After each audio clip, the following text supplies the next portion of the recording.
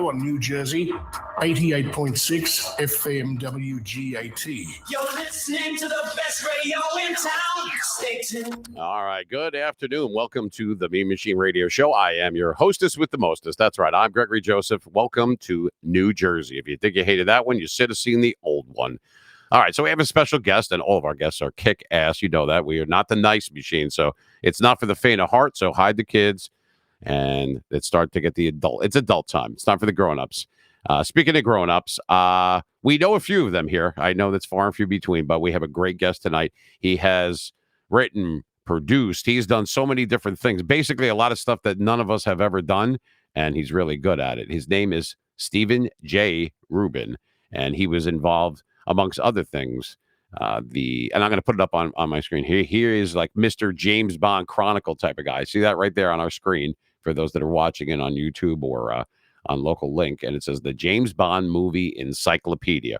So instrumental in all of that. He has a lot of stuff. He's a funny guy. He's actually a really nice guy. And he's going to join us from Los Angeles right now via satellite. So there he is, Steven J Rubin, the Twilight Zone Encyclopedia. This guy's done that. Weekend at Bernie's 2, Porkys 2. He's been involved in a lot of stuff. We're going to meet and greet the gentleman. And let's do that right now. So we'll bring you in. So we'll see if the link actually will be pretty good. There he is. Good afternoon, sir. Gregory, and to the people of New Jersey and all points on the compass, I'm happy to be here. All right, that's good. Now, I'll give you a special jersey. How you doing? So I'm doing fine. Yeah, if I was doing any better, I'd be the same. I know. But I worked on Eddie and the Cruisers Part 2, which was shot in Asbury Park. I got to walk the boardwalk. I felt like I was really in New Jersey that day. Yeah, I bet. And they let you leave, so that means you didn't owe anything, because a lot of people know. For those that don't know, maybe that are in the LA area or just not in this state. So there's 4 different types of people that are here in Jersey. You have the people that work here, live here, have family here, or under subpoena here. Other than that, there is nobody else really that, you ever notice you go in the Lincoln Tunnel, they charge you to go into New York, but they don't charge you to come back here. You ever notice why that is? Yeah, they're like, fine, take care. Less traffic now. Look down now that you've been looking up. But it's a different animal out here. I do remember from my high school geography and history that New Jersey is the Garden State. And there is a hell of a lot of greenery in New Jersey, which I appreciated. Yeah, greenery, kind of like what I owe.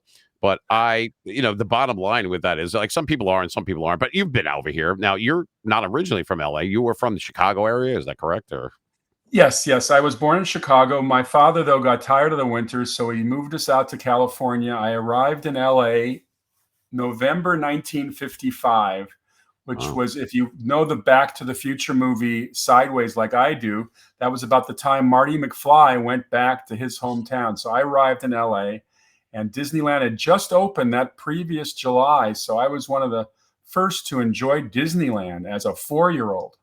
Wow. Disneyland.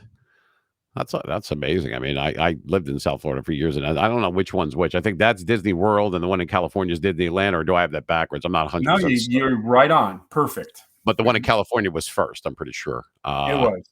Okay. So you're from that area, and you grew up there, and they got tired of the winters and everything. So you've been in Los Angeles for quite some time, right? I mean, years. And yet I am a diehard Chicago Cubs fan, which, as you know, is very challenging. It was until 2016. Bless your heart. I mean, that was the bucket list year. Thank you very much. What a game, too. You had to sweat that one out. I remember watching it. I'm like, are they ever going to win? Is this GOAT thing again? What the hell is going on? The actor Joe Mantegna had a pizza parlor in Studio City, and it seats about 30. There were 142 people in that place that night. I got there 5 hours early to find the best seat in the house right in front of the big screen. So we had the ultimate box seat. And when Cleveland tied the game on that home run, I put my head down on the table and I said, "Oh my God, I hope we can't lose this game." Because if you're a Chicago Cubs fan, you know that there are supernatural elements involved in any type of playoff situation. Yeah, I heard that as a diehard Yankee fan. I used to hear that same crap from the Boston fans. You know, the curse of the Bambino and all that. It was the curse of you missed the ball. I don't want to hear any cursing about it. But in any event, well, being a Cubs fan, and I mean, Chicago's a great town. It's second city. I mean, there's a lot of people that came from there, like comedy wise, and I know you've been involved in a lot of different things that surround not just. I mean, the humor is part of it, but you've done serious stuff. When did you start? I mean, did you go to school for film, or can you tell our audience how you got started? Well, I went to UCLA. I was a writer on the Daily Bruin during the Watergate era, and I got to see my name in print. And I was sold. Okay, people are reading my stuff. I'm going to do this. And I had simultaneously started writing for a Chicago film journal called Cine Fantastique, which was the first film that treated science fiction, fantasy, and horror films with a degree of intelligence. And I started writing cover stories on 1950s science fiction films like The Day the Earth Stood Still, Forbidden Planet, War of the Worlds. And what I did was I found the original participants, actors, directors, writers, and I got the skinny direct from the source. I wasn't relying on second or third sources. So it informed all my writing after that. When I was writing about the James Bond films, I went to Cubby Broccoli, the guy who produced it. When I was writing about the Twilight Zone, I went to every actor I could find who was alive. And I think it helped. It helped that I really went to get original material. For instance, a lot of us remember the 1951 science fiction film, The Day the Earth Stood Still. You've seen it, Greg. Of course I have. Yeah, that's a classic. Well, there's a moment in the film where Klaatu the alien turns to Patricia Neal's character and says, if something should happen to me, you've got to go to Gort, the steel robot, and say these three words: Klaatu, Barada, Nikto. So for 70 years, people have wondered, what the heck does that mean? Well, I interviewed Edmund North, the screenwriter, and he told me, Steve, that that meant that if the scientists can be reached, there is hope for Earth. And hence, Klaatu addresses the scientists at the end of the movie. So that is a translation, and I'm probably the only person on the planet who can give you that translation, because Edmund, unfortunately, is no longer with us. Yeah, that's a shame. I mean, you wanted to. I mean, is this something like I knew, for a frame of reference, that I wanted to be on the radio and I wanted to be a DJ when I first heard Wolfman Jack and people like Casey Kasem and that kind of thing. Growing up in the early, in the mid '70s. But did you know like that this is what you want to do? I'm going to go to UCLA. I love film. I want to direct. I want to act. I want to do voice. Like, did you have that kind of, or is that something that just gradually happened? Well, I think it was destined for me to be in the movie business, because I grew up in West Los Angeles across the street from a movie theater. I lived about 130 yards from the stadium on Pico. And I went to the movies twice a week for the first 6 years. And my mother was a huge movie fan. So before I was learning my ABCs, I knew the difference between a Henry Fonda and a Henry Limpet, that kind of stuff. And I just loved movies. And then when I got out of college, I wanted to write a book, and they say, write about something you love. And my first book was called Combat Films, American Realism, 1945 to 1970. And then once again, I went out and interviewed all the filmmakers who made the great World War II movies: The Great Escape, Patton, Hell is for Heroes, The Longest Day, The Bridge on the River Kwai. So I was just knee deep in film history. Bridge on the River Kwai. I mean, Patton right there. I mean, I was always a big George C. Scott fan, but those are classics. I mean, that's amazing. I mean, it's nice. I don't know if that's considered still the golden age. In my opinion, it probably is. Sure. Years later, I was working at Showtime on a remake of the great courtroom drama 12 Angry Men. And George C. Scott was in the Lee J. Cobb role. And I was on the set with all these wonderful actors. And I sat on a couch with George, and knowing that I knew Patton encyclopedically, I leaned over to him and I said, George, I noticed in your trailer that you have a Bible by your bed. Do you read it often? And without missing a beat, he said to me, every goddamn day. And by the way, what a parallel. Let's see. Let's have Lee J. Cobb over here. And then we'll go to George C. Scott. It seems like the natural progression right there. I mean, those are both knocking out of the park type of guys. But yeah. And Jack Lemmon was with the Henry Fonda role. And of course, they played together in that great film, Mr. Roberts. It was a great cast. We had an unknown actor named James Gandolfini playing the Edward Binns role. And he literally was so self-deprecating. I had to the Today Show on the set interviewing everybody. And he said, what do they want to talk to me? I'm a nobody. Well, Tony Soprano changed that. Yeah, well, yeah, he's nice segue with the I like that with the jersey thing there, Steve. That's an extra $11. But and I actually one of the first gigs that I ever DJ'd at. It's funny you should mention it because we are not scripted, we're unfiltered. We don't even do this very well. And we didn't talk about this ahead of time, but they actually one of the first I was a mobile DJ back in the 80s, and one of the first weddings, I was doing a wedding.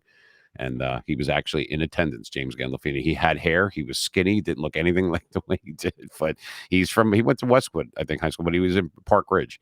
But a lot of people at Jersey. But you know what? He was an unknown then. Just on the drop of a dime, things can happen. He always said, I'm just a lucky, fat, bald guy. That's what he said. I've spoke to his son before. I've spoke to Michael before. Nice kid. And, we all miss him. What a great soul he was. He not just Tony Soprano. He was just a man's man. Like, and I'm proud he's from Jersey. I really am. Absolutely. I was actually streaming channels the other day, and I caught that romantic comedy he did with Julia Louis-Dreyfus, which if you haven't seen it, and I'm not remembering the title, but it's a wonderful comedy. See him in a very different light. Yeah, I didn't. Yeah, I heard about it. There was another one I was thinking of that he was in where he was like a hitman or what was it with Julia Roberts. I can't Brad Pitt was in it. I can't remember the name of it. It doesn't matter. Now all of a sudden we're gonna get like all sorts of station calls, be like, idiot, it was blah blah blah. But I didn't know we were going there in any event. Well, his battle with Patricia Arquette in True Romance, I know, is a classic. That was 93. I remember that. That was we just knew him and Dennis Hopper and just like the other people. I mean, it was just it doesn't get, I guess it's a cult classic, True Romance, but I mean, people don't realize that script was written by Quentin Tarantino.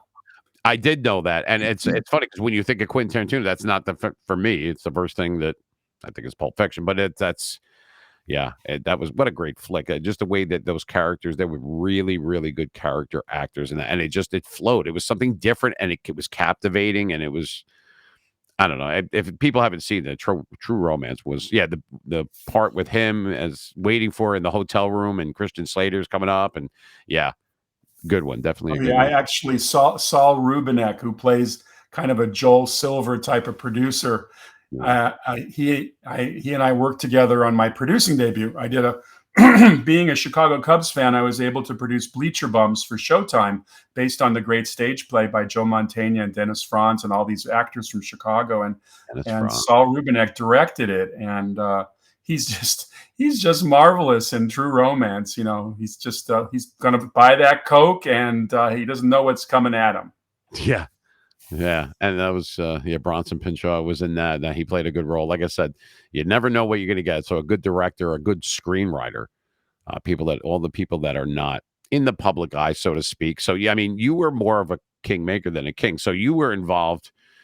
All right, so you knew that I was going to come up with this because you're like, okay, sarcasm check. Now, Weekend at Bernie's 2, Porky's 2, and other ones. Remember, and we laughed about this. I'm like, did you lose a bet and you could never get in on the first movie? What the hell is going on? Well, I soon discovered that I couldn't make any serious money being an author, no matter what I was writing. So I had to make a living, and being such an enthusiastic proponent of movies, I became a film publicist. And my first gig, they sent me, actually my first trip to the East Coast, I was the advance man on the remake of Invasion of the Body Snatchers with Donald Sutherland and Leonard Nimoy. And then I became a unit publicist. Now, for those who don't know what that is, you actually are assigned to the crew. You work on the set. You spend 2 to 3 months handling all the publicity. You write all the biographies of all the key performers. You invite Entertainment Tonight on the set and be their guide. You work with a still photographer. You shoot the video press kit footage. It's a big job. And I started to get those gigs, but I always seemed to get the kind of semi-lousy sequel to a good film. Although I was the unit publicist. I'm proud of being the unit publicist on Pretty in Pink. Being the big military buff, my first interview at Paramount was for Top Gun. But instead of assigning me to Top Gun, they assigned me to Pretty in Pink. Yeah, I wouldn't.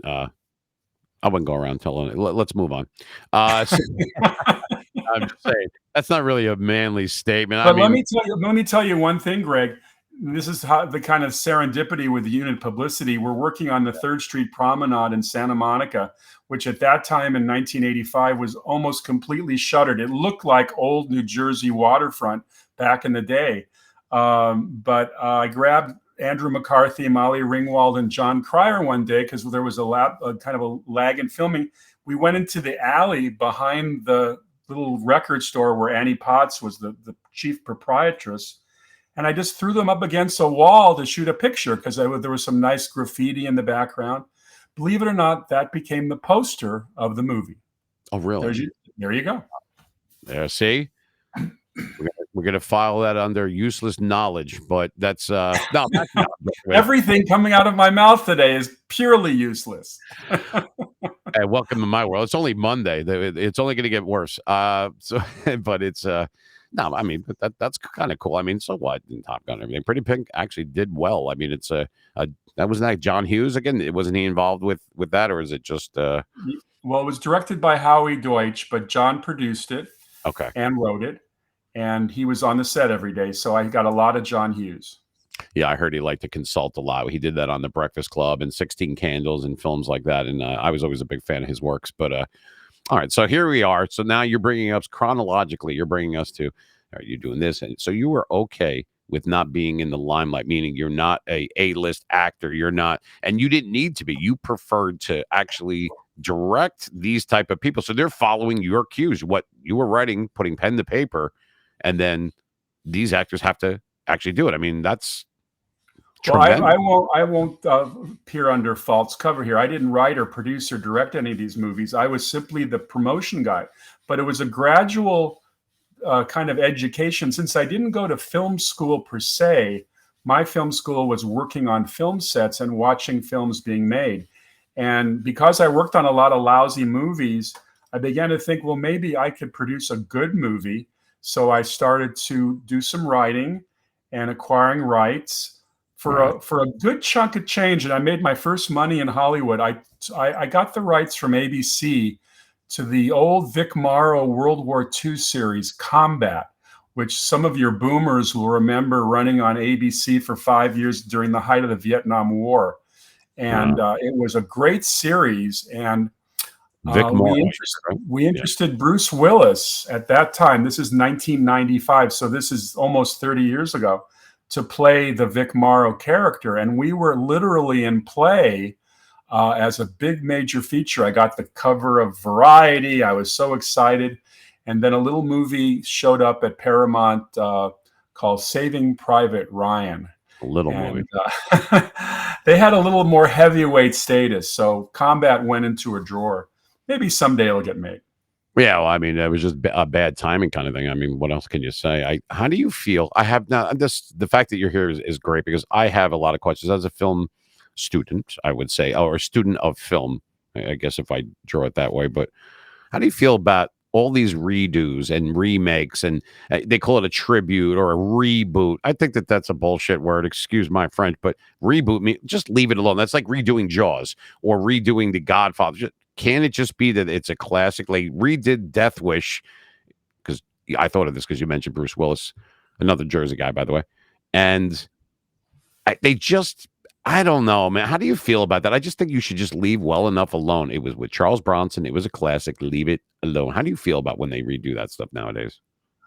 Well, the track record for remakes is pretty bad.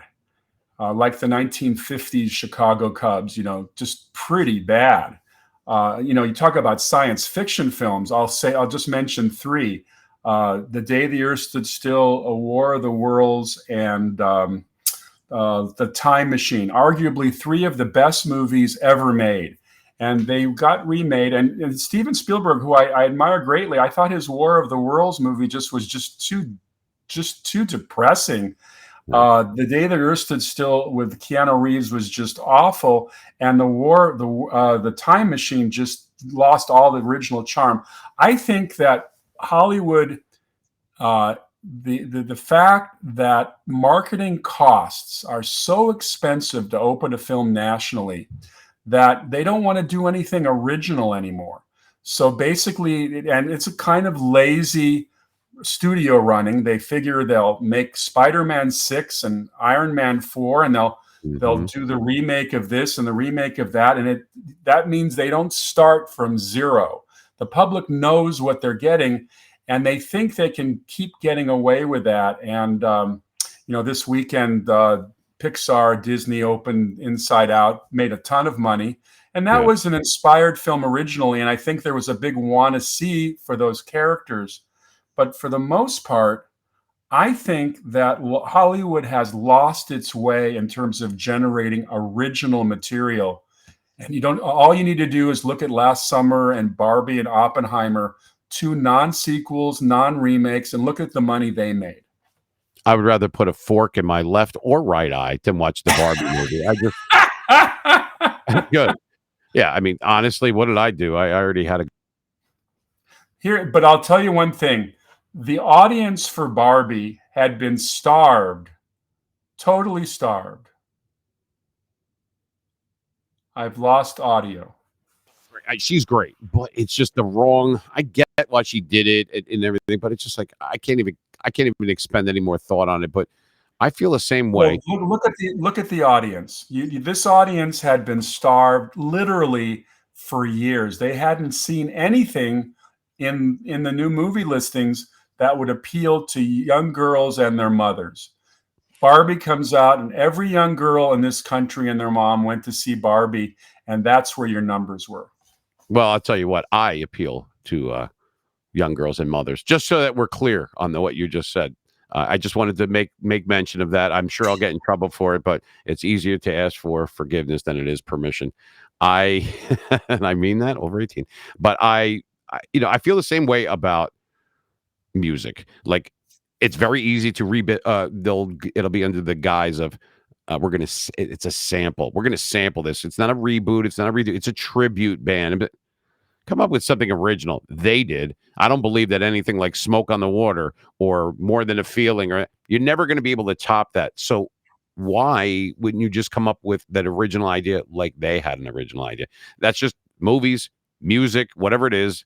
I think that you should just leave well enough alone. That's me being Generation X saying, if it's not broke, don't fix it. That's just the way I feel about it. Who would redo Jaws? How would that ever be better than the original Jaws? It just can't be. It would be impossible. And I know very seldom do you see a redo or a sequel that really takes off. And I would say that The Godfather Part 2 was an example of a sequel that kicked ass. I actually like the sequel to Blade Runner better than the original Blade Runner. I know that's Harrison Ford. That one, really? It's Sean Young and Edward. Everyone touts the original Blade Runner as the second coming. Ridley Scott at the top of his game. I found it a real yawn fest. As much as I love Harrison Ford, but the sequel I thought was very good and kept pumping. And they had some good ones back in '81. Other than Harrison Ford, Sean Young wasn't really big back then. Rutger Hauer was kind of, and there's probably other people that I'm missing in there. But I mean, at the time, it came out at the right time. '81, I believe, is when it came out. '81, '82. So it was good for that time, but it still kind of holds up in my opinion. It's a visual feast. I mean, the Ridley Scott's ability. He had, recently done Alien, the original Alien. This is a guy who really knows how to direct. And Ridley Scott's Gladiator in 2001 is one of my all-time favorite movies. And lately he did films like The Martian. I mean, Ridley Scott is just terrific, although he took it on the chin recently for his Napoleon movie, which I don't know what happened there, but something happened that was terribly wrong.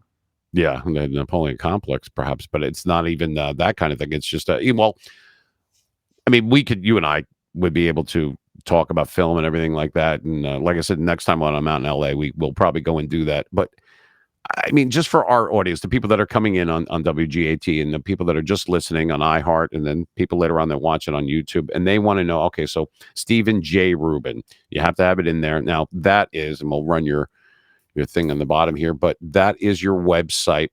What can they expect to see Actually, we could go to it if we want.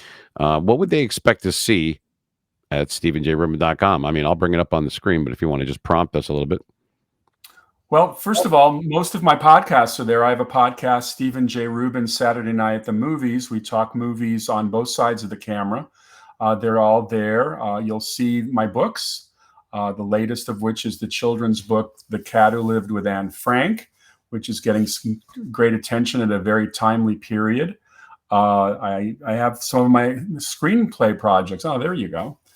Some of my screenplay projects are up there that we're out there trying to sell right now. I mentioned 12 Angry Men recently, talking about James Gandolfini. Well, my writing partner, Billy Reback, and I, we're writing a lot of comedy right now. We've written 12 Anxious Men, which is about the most dysfunctional jury in the history of juries. And we're out there in the selling market at the moment. And there's my Forbidden Planet. I just love that movie to death. I was gonna say they've been to Jersey, and it's like us sitting in traffic on the turnpike. We're anxious men as well. That's when 12 Angry Men starts to be more prevalent. All right, so you got The Cat Who Lived, which is when you told me about this, I'm like, you're joking, right? They're like, no, that's the name of it. The Cat Who Lived with Anne Frank. David Lee Miller.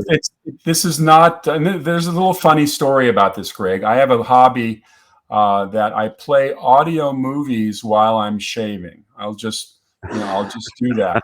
It's just kind of a thing. Some people put on the Rolling Stones. Some people put on the Beach Boys. I put on, the Diary of Anne Frank, the original 1959 movie. And I was listening to it one day, and they're running around the attic chasing this little cat named Mushi. And it dawned on me, what the heck did Mushi think of these strange situations involving a family that never goes outside and has to stay perfectly still for 12 hours a day? So I called up my friend David Lee Miller, a marvelous writer, and I said, David, what do you think of a book called The Cat Who Lived with Anne Frank? And this is not a bunch of hooey that we created out of whole cloth. There really was a cat in the attic. Peter Van Pels brought the cat into the attic. Anne was at first furious that he was allowed to bring his cat, and she was forced to leave hers at home. So we did our research, and that became this children's book for 8 to 14-year-olds. And we're teaching Holocaust history, the real history, in a kind of a gentle way, as the Jewish Book Council has said. And it's being used as a teaching aid in schools as we speak. Wow. I mean, to learn about and that's new and inventive ways to be able to to convey a certain message. I mean, I think that's well, we got to present real facts, because we know the false facts are being generated all over the place. There are bozos in this world who think the Holocaust never existed, and they just have to be shouted down. And there's my podcast. Yeah, see? We Rubin Saturday Night at the Movies. I like the way that looks with the marquee look to it. That's actually whoever put this together, that does your social media or does your webmaster. They did a good job. This is nice and easy and interactive and user friendly. I like this. Thank you. My very first episode was about On the Beach, the great nuclear war thriller.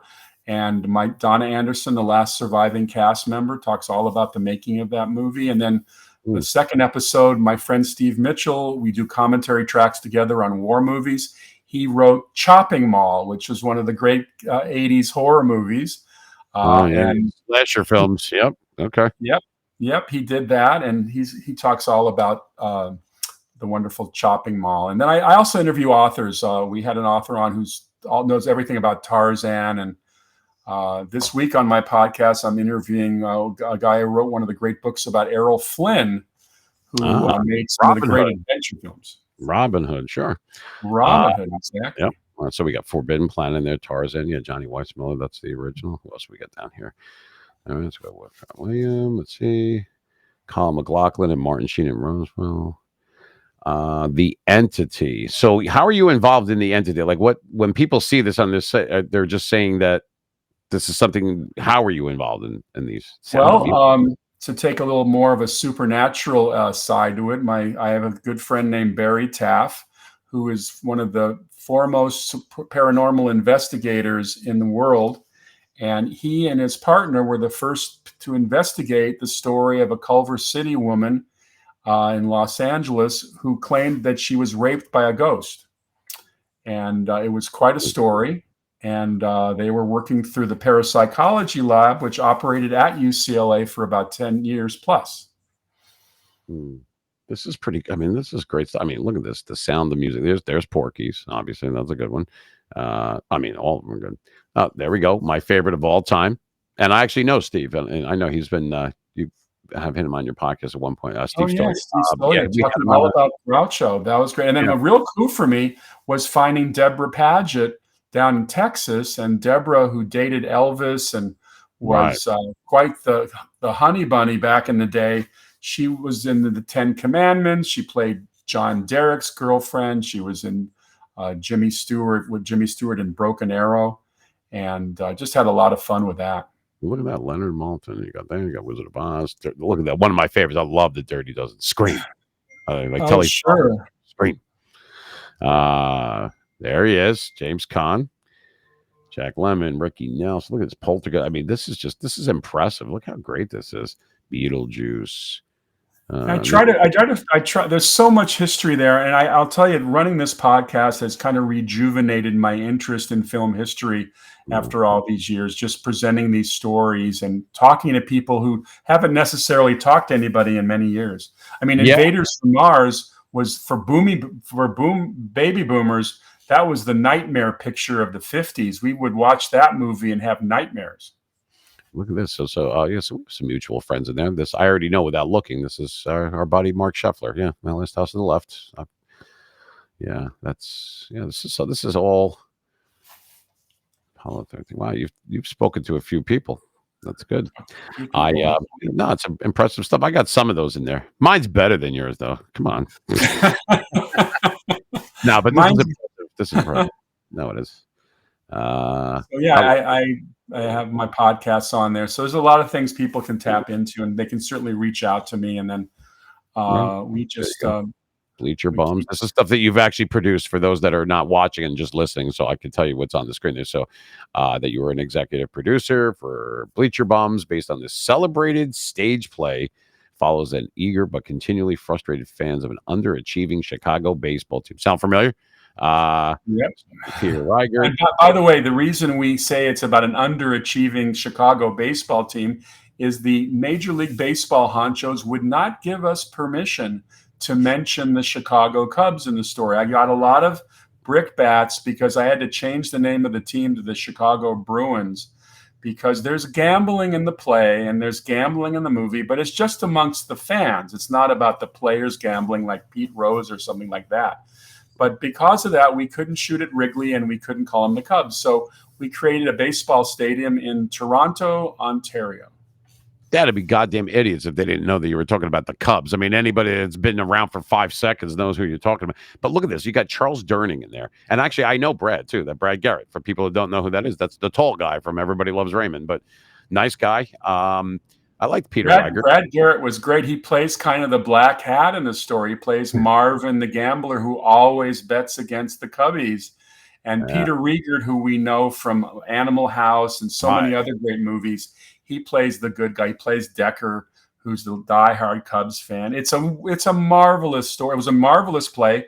And when we adapted it to make it into a movie, we opened it up a little bit because obviously it's a movie, and we have a rain delay where Decker's son, who is trying to raise some money for his rock and roll band, ends up going inside the scoreboard at Wrigley, that old-fashioned scoreboard where Charles Durning and Maury Chaykin are playing a game, and it's inside the scoreboard. It's one of my favorite scenes. Yeah, this looks good. Is Charles Durning still with us? Unfortunately not. And here's a story about Charles Durning. I worked with him, and I got a chance to talk to him a little bit. Charles Durning was a Ranger on D-Day. The Rangers were kind of like the best of the best, like the Green Berets of World War II, and he had to climb up that sheer cliff at Pointe du Hoc. That was Charles Durning, who we always remember as kind of a portly actor in movies like Tootsie and The Sting, but he was the best of the best. I love Charles Durning. He was great. He was actually, I believe, wasn't it his voice at the beginning of Scarface? Don't they use his voice? Like the dub sounds like it's him. Is there any truth? Do you even know about that? You know what I'm talking about when they bring over Al Pacino as obviously as Scarface did. So Tony Montana when they have him in detention when they first came over from Cuba, and they're questioning him when he was first there, and I could have sworn that I hear Charles Durning's voice like dubbed over. Is there truth to that? It sounds just like. I don't know. I know that movie really well. I mean, Yeah. Say Hello to My Little Friend. Yeah. I mean, everybody knows that one. Yeah, you're gonna be completely tortured now thinking about this. You're welcome. I'm telling you, the beginning where they're sitting in there, and it's the Maribel boat lift of 1980. You know, and it comes over, and they're sitting in the detention center, and they're questioning him. But I swear, it sounds just like Charles Durning. Maybe somebody could drop us a line and let us know, help us out a little bit. But all right, so we have this. So you have all these different things here, and this is. And by the way, our film My Suicide, which is currently on Netflix. If anybody has a friend or a family acquaintance or anyone they know in the teenage arena who's going through depression and suicidal, they've got to watch this movie, because My Suicide, which tells the story of a high school senior who announces in his video class that his class project will be the filming of his own suicide, which causes a furor in the school, and he goes through all this psychological testing. We go on a journey with this kid to find out what happens to a suicidal teenager. Teenagers from all across the world have written to us and said that this movie saved them.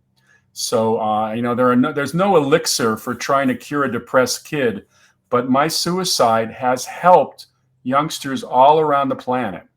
Okay, My Suicide is it? It said it's on Netflix, are you involved in it at all, or is it just something? I'm one of the executive producers. It's been out for a few years. Netflix, Ted Sarandos, who runs Netflix, he just renewed it for 5 more years, and it's a film equivalent of a therapist who can actually get to teens. And it originally conceived of as a documentary. It became a narrative feature. It's one of David Carradine's last movies. Mariel Hemingway is in it. Joe Mantegna, my friend from Bleacher Bums, is in it. He plays a Far East psychiatrist. And it features an extraordinary young man named Gabriel Sunday who plays Archie, this kid. And it reaches kids because it was edited and put together with a lot of input from teenagers. David Lee Miller, my friend, who I wrote the Anne Frank Cat book with, he was the writer-director, along with Eric Adams. And all right, so for those that are listening in, because we do, as I'm sure you've been made aware of, if you've been on our at Mean Machine Radio on our YouTube page, our channel, I should say, we have like interviews like with people like yourself, and then we have musicians and people that are organically doing like new music, giving them a chance, that kind of thing, like trying to give them a break because they might not be able to go on a larger station, that kind of thing. So we try to do stuff like that, be very altruistic about this or that. But it's not just funny stuff. It's not just musicians, not just producers, writers. And we also do important, not that it's unimportant, but I'm saying it's very important to me and the people here at WGAT with stuff about child trafficking and abuse and neglect and domestic violence. I mean, there's a lot of subjects that people don't want to broach, but we give them the floor, the opportunity, because they've been seen but not really heard, and we give them that platform, our platform, to do that. So I think that would work well, and we'll speak about that off camera later on. That maybe we could put a link to that, because that sounds like something you said. It's on Netflix. That sounds like it would give a lot of probative value in something. Yes, like you just that. type it on the search bar on Netflix, My Suicide. Teenage suicide in this country is the silent killer. Nobody wants to talk about it. Even parents whose kids commit suicide, sometimes they disguise it as a traffic accident. They died in a horrible traffic accident, not realizing that people don't realize that the kid killed himself. So it's a terrible, terrible thing. And I'm very pleased that our film was able to do something with that. Yeah, it sounds, I commend you for that, because people like that people that do things like that to help bring awareness, and we talk to tons of people all the time. They feel comfortable because we give them a chance. It's those uncomfortable, cringeworthy subjects are the ones that need to be spoken about the most. That's how you get air around it and let people know they're not isolated and they're not alone. And it does wonders. And you can help people that you'll never see or hear or walk by ever again in your life or ever. And you actually made their life a little bit better, if only for a little while. That's worth its weight in gold. And I appreciate you telling me that. And we'll talk more about that. And I want to talk to Joe Mantegna. Though. I want to know how he got hooked up with you and got stuck in that movie. And then he went on to he was in the Italian Star Wars. He was in, that's The Godfather Part 3. That's like the Italian Star Wars. So how he went from that to that, I don't know. What did you do to this guy? Well, Joe and I worked on a movie together at Showtime called Attack of the 5'2" Women. And that was about the lady who cut off that gentleman's penis, the famous lady, Lorena Bobbitt, Right. and the lady who smashed Nancy Kerrigan's knee with that hammer, the ice skater. Tanya Harding. Oh, no. Tanya Harding. So it was a comedy about those two women, and Joe Mantegna was in the movie. And we're hanging out on the set, and I knew that Joe was one of the biggest Chicago Cubs fans ever. So we became very friendly, and I eventually got the rights to Bleacher Bums, and we made the movie, and we just stayed in touch with each other. In fact, as I mentioned, I was in his pizza parlor when they won in 2016. But when we were putting together the cast for My Suicide, we needed somebody to play an Indian psychiatrist. And Joe doesn't get a chance to play comedy much. He's, Mr. Criminal Minds, etc. So he came over for 2 days, and he's very funny. Yeah, actually, I remember he was the DJ in Airheads. Remember the movie Airheads, where he was the DJ at the radio station. Okay. No, I mean, he's occasionally. I mean, he was in Bugsy too. He was great in Bugsy with Warren Beatty. Remember, he was in that too, Joe Mantegna. Yeah, and of course we remember him, from Godfather 3, and just a fine actor, very fine actor. I like Joe. All right, so like I said, worth its weight in gold. Speaking of gold, let me bring this back up on the screen here. So there's so many things that you've done. I mean, you have. Well, first we'll do this. So there's the Twilight Zone Encyclopedia, Steven J Rubin. That would be you. Can we just briefly, because I saw the birds on your website there, so it kind of triggered that in there, and I see, of course, Twilight Zone. I think of Alfred Hitchcock, that kind of thing. Can you tell people briefly of what this is? What is the Twilight Zone Encyclopedia? Like, what is this? Well, basically, it is a compendium of everything related to the original Twilight Zone series, the 156 black and white episodes, 92 of which were written by Rod Serling. I've never really gotten into the color remakes of the series. I feel that the great power of the original Twilight Zone were these little half-hour black and white stories, although there was one season in the fourth season of 1 hour episodes. But I decided I was a big fan of Mark Sakri's book, The Twilight Zone Companion, published in the 80s, the first book that ever had all the episodes. But so much was missing as far as the behind the scenes of the series, and as many facts as I could find. Once again, using my research techniques, tracked down everybody who was living, interviewed them, got a lot of facts, and then it's presented in an A to Z format. So I have all 156 episodes, behind the scenes facts on everyone, plus over 500 biographies of all the actors who played parts in the Twilight Zone. And thanks to my relationship with Carol Serling, who helped me with the book enormously, she's Rod's widow, I got a lot of photographs and contracts, so I can tell you actually how most of the people in the series were paid. That's amazing. So basically, if I want to know anything from A to Z about the Twilight Zone, I can find that in there. Exactly. And I was at a party once, and I bumped into J.J. Abrams, the great director, who I knew was a huge Twilight Zone fan. In fact, he considers it the greatest TV series ever, and he actually offered to give me a nice little quote on the back of my book. Nice. And so where can they get this? It says author. So is this an ebook? Is this Audible? Is this a hardcover, or is it all of those things? It is a trade paperback, and it's available on Amazon. Just look up the Twilight Zone Encyclopedia, the same place where you can get the James Bond movie encyclopedia. Good segue, sir. There we go. So I knew that. Look at that. All right. So we have that. So and that leads us to this. So once again, for those that can't see the screen and that are listening in on 88.6 FM, you have the James Bond movie encyclopedia. Pretty much same kind of thing, the same premise as the last thing. Anything that you want to know about Ian Fleming's movies. I mean, am I correct? Absolutely. And this is, I'm very proud of this book. It was published by Chicago Review Press, has over 400 photographs, many in color. It's my first book featuring color photography. And this is the 4th edition. I started doing James Bond movie encyclopedias in 1990. And even before that, my very first book on the James Bond films was published in 81. It was the first book covered behind the scenes. It's called The James Bond Films, a Behind the Scenes History. So I'm very steeped in Bond. I've been following the series for over 60 years now. And I know we're going to talk about Goldfinger in a minute, because Goldfinger turns 60 years old this year, which is scary for me because I feel like I saw it yesterday. Yeah. It was the first James Bond movie I ever saw. Dr. No and From Russia with Love were released rather low key in the States. They didn't have the hype going for it, and the paperbacks had not really gotten popular yet. But by the time Goldfinger rolled around in 64, everybody in my junior high school class was reading Ian Fleming's James Bond thrillers with those little color paperbacks, all different colors. And my dad came home from a business trip. My dad traveled all over the Southwest selling steel cable and the kind of construction industry stuff. But he would always bring home Westerns.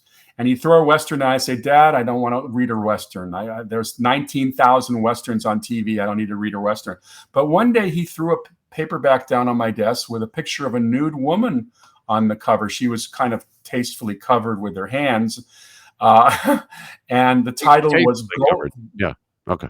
The title was Goldfinger. So I'm starting to read I was 12, and I'd say it was had a lot of effect on me in terms of writing. I mean, at that time in my life, I had been mostly reading Dr. Doolittle and the Hardy Boys, and now I'm reading about the sex exploits of James Bond's secret agent. So yeah, that's a nice jump. By the way, just by memory, Franklin W. Dixon.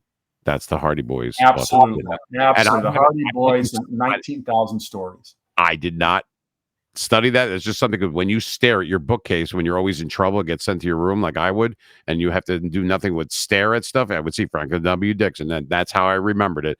So you've drudged up a painful memory for me, and I appreciate that, Steve. I wanted to be there. You are. Hey, how old is that picture? Is that from a couple hours ago, or that's last year? Thank you. Thank you. All right. So speaking of Goldfinger, so 60th anniversary, and I picked that Christmas. Everybody went to see Goldfinger. It made more money faster than any movie in history, and talk about things coming to life. That is an extraordinary film experience. Who was the girl? Who played the girl in Goldfinger? The girl that's dipped in gold. Like, who is that? Well, Shirley Eaton, the British actress, played Jill Masterson. Okay. Margaret Nolan played the semi-nude model that was over titles. And then Honor Blackman played the great character Pussy Galore. And so they wonderful cast, some of the most beautiful women ever. And of course, that became a hallmark of the James Bond movies. The most beautiful women in the world appeared in James Bond movies. But Goldfinger, it wasn't just the women. When Q rolled out that Aston Martin DB5, that was the coolest car ever. And of course, the great sequence, which we're going to roll, of Bond captured after his Aston Martin crashes into a wall at Auric Enterprises in Switzerland. He's captured and brought inside by Goldfinger, who is the megalomaniac intent on destroying all the gold in Fort Knox. This is the third movie that was made, right? Because I remember Dr. No was first. That's obviously with Sean Connery. And then it was from Russia with Love. Yeah, from Russia. And then the third one was Goldfinger. Am I correct? Is that the chronologically? Totally correct. Was this like 1967? 1964. Wow. Christmas 64. All right. So let's watch it. So let's watch with. There you go. I couldn't think of anybody better to watch it with other than Sean Connery, but you're a close second though, Steve. I mean, had you done the first Porky's, I would feel a little bit more, I mean, like I'd feel better. But all right, so let's watch this scene from it's a classic one. I think you've made your point, Goldfinger. Thank you for the demonstration.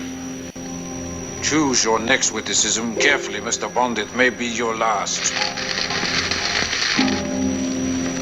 The purpose of our 2 previous encounters is now very clear to me. I do not intend to be distracted by another. Good night, Mr. Bond. Do you expect me to talk? No, Mr. Bond, I expect you to die. There is nothing you can talk to me about that I don't already know.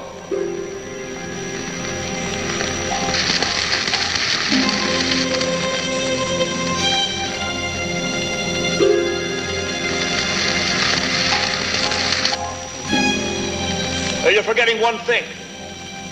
If I fail to report, 008 replaces me. I trust he will be more successful. All right. Yeah, that's classic though. I expect you to die. Now, here's a case where the screenwriter Richard Maibaum was very clever. The original book by Fleming, there's a buzzsaw going on. So Maibaum freshened it up with modern technology, the laser, and the dialogue in that sequence is just masterful. Richard Maibaum, who was a playwright from New York, who really, really knew how to turn a phrase, really made the first few James Bond movies really something totally like something we'd never seen before and heard before. And the Bond movies not only featured all the eye candy and the adventure and the action, but the scripts were very witty. And even Ian Fleming, before he died, he went to a screening, I believe, of From Russia with Love, and there was some laughter in the theater. And he said to Richard, I never thought that James Bond could be funny, but it was a very careful kind of funny. Unlike the Roger Moore films, which followed, which had comic sequences, characters like Jaws, the early Bond movies featured something called throwaway humor, which was funny, but that wasn't like a joke thing. For instance, in Dr. No, James Bond's being chased by the hearse, which goes over a cliff and explodes, and the construction worker comes running up and says, how did it happen? And Sean Connery, Bond, looks over at the guy and says, I think they are on their way to a funeral. Nice little tongue in cheek to go along with the action. Yeah, and it's still popular now. I mean, when that came out in '64, I wasn't even born yet. So the fact that it's still relevant, and now obviously they had Roger Moore, and then you had Pierce Brosnan. I mean, and the host of others. I'm not crazy about some of the other ones that are in. I know they tried. For me, but how I grew up, for me, it was Roger Moore. But who doesn't love Sean Connery? I mean, he is James Bond. As far as I'm concerned, he just is. I mean, come on. Well, the world has gotten to be a lot darker in the last 60 years. And I think that what happened in 2006 when Daniel Craig got the role, right. Craig, I thought he was great. I thought Daniel Craig was perfect for the timings. You couldn't do the Roger Moore movies anymore. You couldn't do that light comedy spirit. All the Bond movies are mostly about international terrorism now. People who'll just kill anybody for anything. And you needed somebody tough and gritty. And the reports on Daniel Craig were he had a thuggish quality about him. He wasn't a pretty boy like Roger. And I think that Daniel Craig carried the series to new heights. And certainly the film box office revenue showed it. Yeah, I mean, there's anything wrong with it. But in my mind, Stallone is Rocky. And, Harrison Ford is Indiana Jones, a.k.a. Han Solo, and certain people are certain people. He, to me, Sean Connery is James Bond. That's just the way I feel about it. It doesn't matter any other movies that he's in. It's not that I'm always thinking of it, but James Bond, I mean, like I liked Octopussy. I liked For Your Eyes Only. Movies like Moonraker, I thought was pretty good too. I mean, I just remember as I'm growing up, so maybe it was easier times, different times as a younger person. Well, you're following the axiom. The axiom says that you love the Bond who you grew up with. So right. I grew up with Sean. I love Sean. You grew up with Roger. You love Roger, but you also love Sean. You can love multiple Bonds. There are people out there who love George Lazenby. Some people don't even remember George Lazenby, but he's the guy who followed Sean in arguably one of the best Bond movies in the whole series, On Her Majesty's Secret Service. That is a good one. I didn't even realize. That's right. They slid In case in case our audience wasn't paying attention, they slid one in on you and then right to the next guy. But yeah, I mean, it's not something I can't. It's one of those movies where you like Goldfinger's on or something like that, and it's like I gotta watch it. It's like if The Godfather's on or any type like Forrest Gump, something where you've seen it a million times, but you're like, oh, you know what, this is a good part, like that kind of thing. I think that's great, but that we could associate stuff like that. All right, so as we tend to wrap it up here, if you want, like what you're doing right now, is it everything based on the website? Like you have how often do you do the podcasts? Every week. I do 2 podcasts weekly. I do Steven J Rubin Saturday Night the Movies every Monday, and then I do Tales from Hollywoodland with 2 gentlemen, Julian Schlossberg, who's out of New York, and Arthur E. Friedman out of Florida. They're 2 fellow producers. The podcasts, all of my film history stuff, though, is a bit of a sidelight now because my main push now is to bring comedy back to Hollywood. Billy Reback, my writing partner, made his bones on a TV series called Home Improvement with Tim Allen, which we all remember fondly. Billy was nominated twice for Emmys and Golden Globes, and Billy and I have been cranking out comedy scripts. And we're out there like the 12 Anxious Men. We've got a number of properties we're out trying to sell right now because we think that one part of movies that seems to have disappeared is fun comedy for the whole family. Yeah, well, I mean, there's a lot of things missing nowadays. If you walked on the streets of Newark and asked your average person on the street, name 5 great comedies of the last 10 years, I would doubt anybody could name more than 2. Well, if you're asking about just comedy in general, they can do the last 5 governors, but that's just Jersey that we're talking about here. And we don't walk around in Newark, we run. But in any, you've been in LA for a while. Well, not me. I mean, I'm fine, but I'm the meme machine. Not everybody has that moniker. Come on, I'll keep you safe, Steve. But you got to keep me safe when I go out there. I don't want to be bothered by any of these LA people. Yeah, you know who I'm talking about. Those you won't be accosted at the airport anymore by Hari Krishnas. That's no longer happens. Only happened in the original Airplane. And by the way, one of my podcasts, I have David Zucker, one of the directors and writers of Airplane, and we talk all about Airplane, which is quietly, let's see, for 1980s. So here you go. That's 44 years ago. I am serious, and don't call me Shirley. Yeah.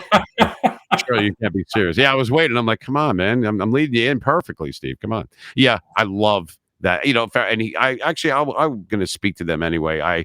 You got Dumb and Dumber, and there's so many good ones. I mean, for me, though, just talking about the humor stuff, you got to bring it back. You have to be able to laugh with people, not at them. You need to be able to chuckle a little bit and just don't take everything so damn seriously. I think we could use an infusion of that in 2024 and beyond right now. I think I'm right with you on that. I really am. We've got the penicillin equivalent in our screenplays because they're very funny things. And we're just so proud of the work we've done. And it's just a matter of time before we're going to jump into it. I mean, I worked with John Hughes on Pretty in Pink.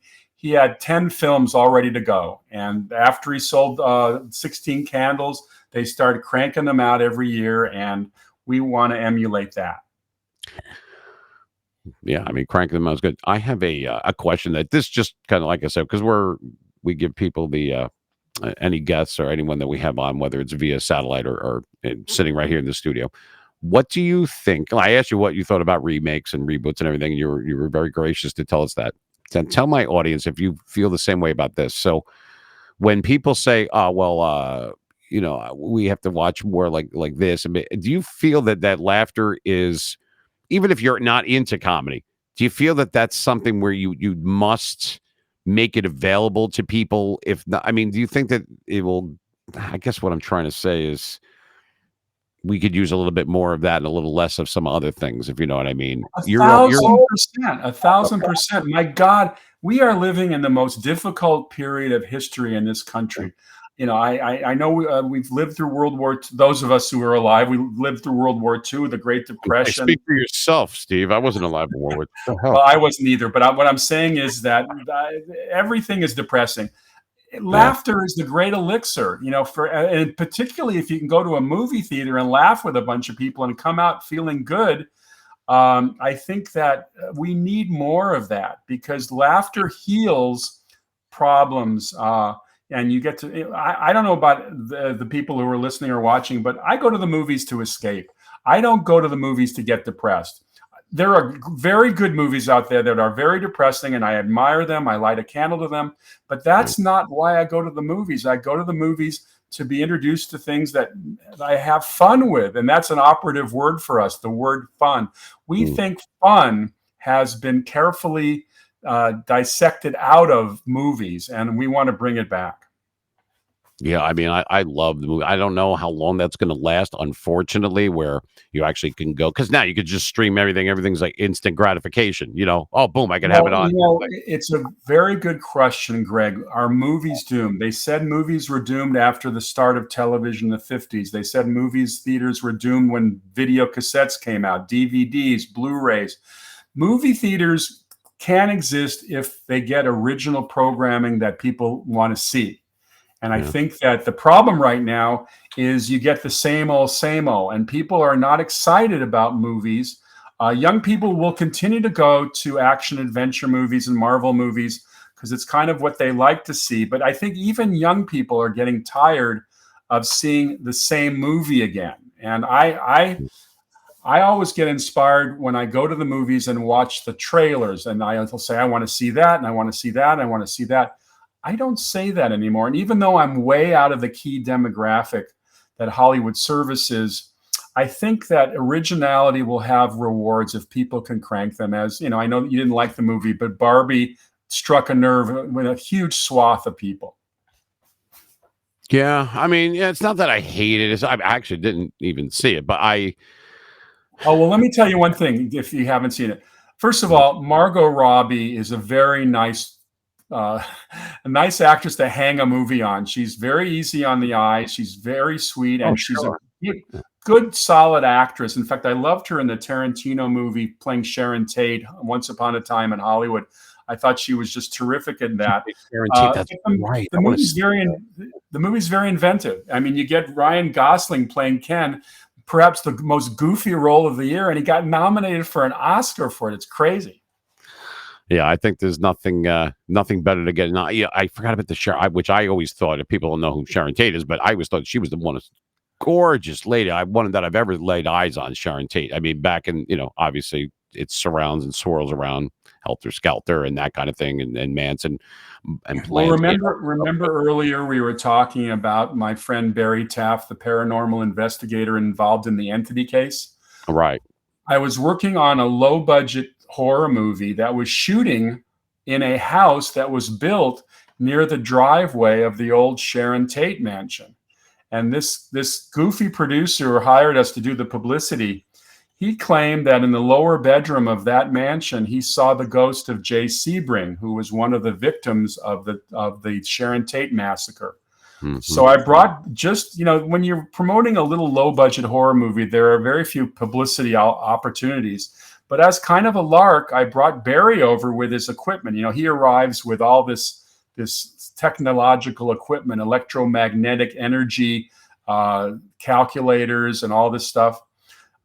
He's a scientist, and he said the house had the highest levels of electromagnetic energy it ever seen. And there's some correlation, according to Barry, that homes with high levels of electromagnetic energy can tear away the fabric between dimensions, causing people to see more ghosts. So it's a bit of an odd theory, but an interesting theory. They took photographs of me holding some of his equipment, and in all the photographs, there were these little orbs, which some people claim are entities. Orbs. All right. So interesting stuff. And obviously you speak very, your range, just not only in life, but your passion for, you can tell it's It's very, under different circumstances, maybe this would have gotten made or that was made, but you still enjoy the movies. Like I enjoy going and sticking to the floor and getting too much popcorn and watching a double feature, like this stuff that I did once again as a kid. So it transcends all these other things. And it's just, I love film. I love movies. And it's just, I don't want to go there to feel bad. I want to go there to forget for a little while, so that to me, and I like all genres, doesn't matter what it is. And I've seen obviously a lot of the films that you've been involved in and around and everything. And so I appreciate the fact that you're still doing. So for people that are listening in that came in late right here, WGAT, this gentleman right here, class act, his name is Steven J Rubin, and you can get, and I'm going to flash this up on the screen again one last time. So you have, and then you can get this stuff at Amazon. You have the James Bond movie encyclopedia right there. Everything from A to Z pretty much, and that your hands are all over that. That's your MO all the way. And also the Twilight Zone encyclopedia, Steven J Rubin. You can get this stuff on Amazon, and it comes audio as well, right? Not just the paperback or well, no, there's an ebook as well for both of those books. And then, of course, my children's book, The Cat Who Lived with Anne Frank, that's also available on Amazon. And that is a perfect book for 8 to 14 years old, perfect Hanukkah gift this year. I just came back from Washington, D.C., where I sold books at the U.S. Holocaust Museum. I was very, very happy with the reaction there. And then I came back from, I was in Europe in May, and I went to the Anne Frank house in Amsterdam, and they're selling it there as well.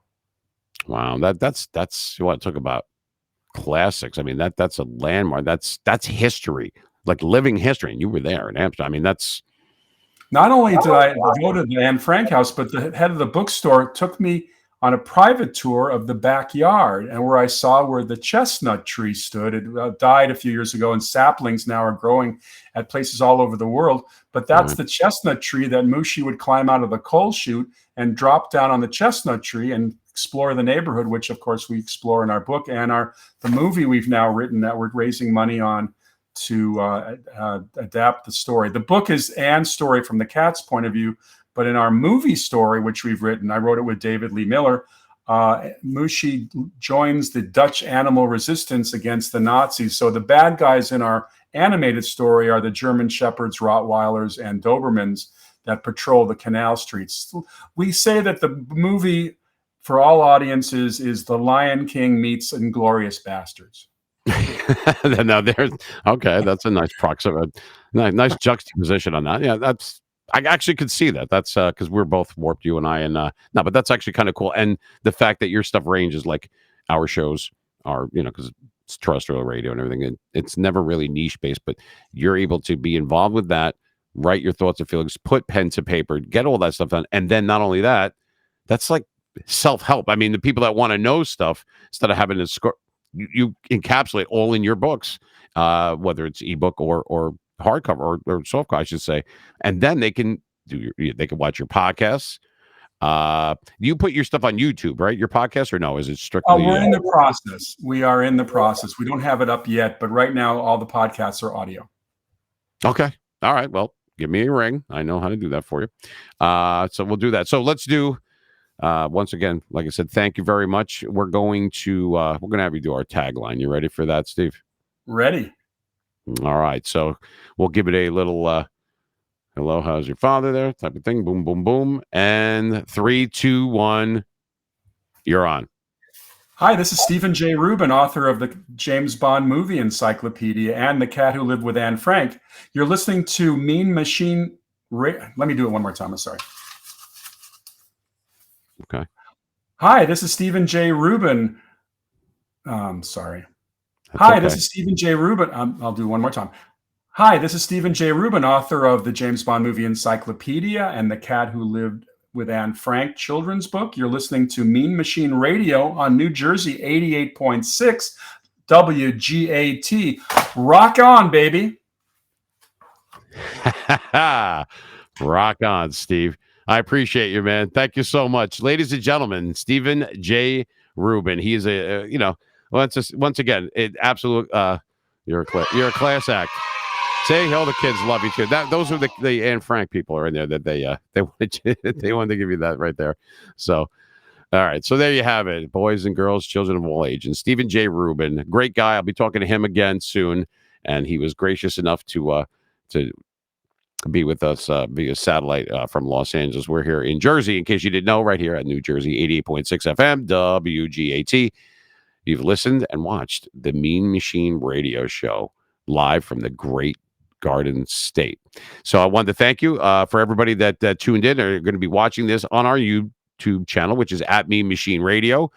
You can follow us on all of our social media, which is, we're on Instagram, we're on YouTube, we're on TikTok, Facebook, and of course, Twitter X. And we do a lot of live events on Twitter, like live stream when we connect that with our, when we're on the air. Live 365 is the app that you want to download. You can do that for, and it's free, whether it's on an iPhone or an Android. Live 365, and it's 24/7. And that's our radio station. So you could get in there. It's called Mean Machine Radio. Go figure, right? We keep having that same one all the time, but it's great. It's got 70s, 80s, 90s. And we also will have interviews on there. And it's a lot of good stuff. And you could go to meanmachineradio.com. And you can check us out there. You could also go to, like I said, any one of our things on Spotify. You can find us on Spotify, iHeartRadio, and Amazon Music. You want to reach out to us for business inquiries, or if you want to be a guest on our show, anything like that, you can check us out and drop us a line at info@bmachineradio.com. All right, so I just want to say goodnight to everybody. Thanks again to Steven J Rubin, our friend out in Los Angeles. Great guy. I'm sure we'll see him back again, and hopefully it will be sooner rather than later. So I wanted to thank him, and I do appreciate him coming in for all of our listeners and our watchers. And once again, if you can't be good, take care, everybody.